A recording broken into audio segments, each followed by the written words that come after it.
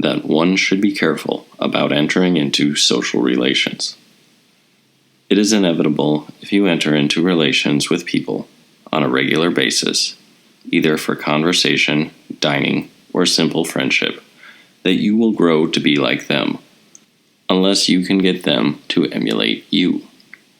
Place an extinguished piece of coal next to a live one, and it will either cause the one to die out, or the live one will make the other reignite. Since a lot is at stake, you should be careful about fraternizing with non-philosophers in these contexts. Remember that if you consort with someone covered in dirt, you can hardly avoid getting a little grimy yourself. I mean, what are you going to do if your friend starts nattering about gladiators, horses, and sports stars? Or even worse, if he starts gossiping about shared acquaintances. He's good, she's bad, it's good this happened, it's too bad about that. What if he sneers, ridicules, and even plays low-down tricks?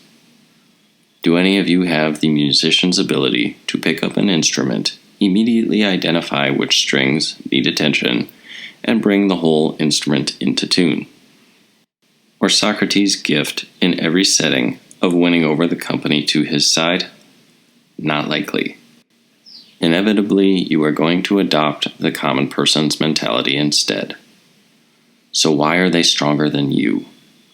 Because they talk such garbage from conviction, whereas your fine talk is no more than lip service. It lacks life and vigor. Anyone listening to your speeches might well come to hate that damned virtue you keep proclaiming. That's why those fools get the better of you. Conviction is quite a potent and irresistible force.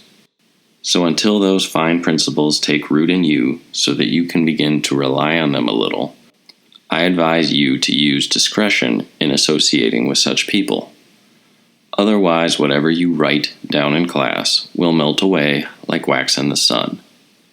Keep well out of the sun, then, so long as your principles are as pliant as wax. This is why philosophers say that we should even leave our native land, since old habits pull us back and make it hard to embark on a new routine. Also, we can't stand running into people who say, "Look at him, this so-and-so, trying to become a philosopher."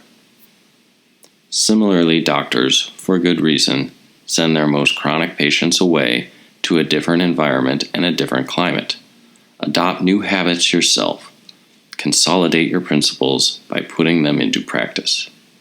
But no, instead from school, it's straight off to the theater, to a gladiatorial game, to an athletic show, or the circus. Then from there you come back here, and from here off you go again. The same people, the same pursuits.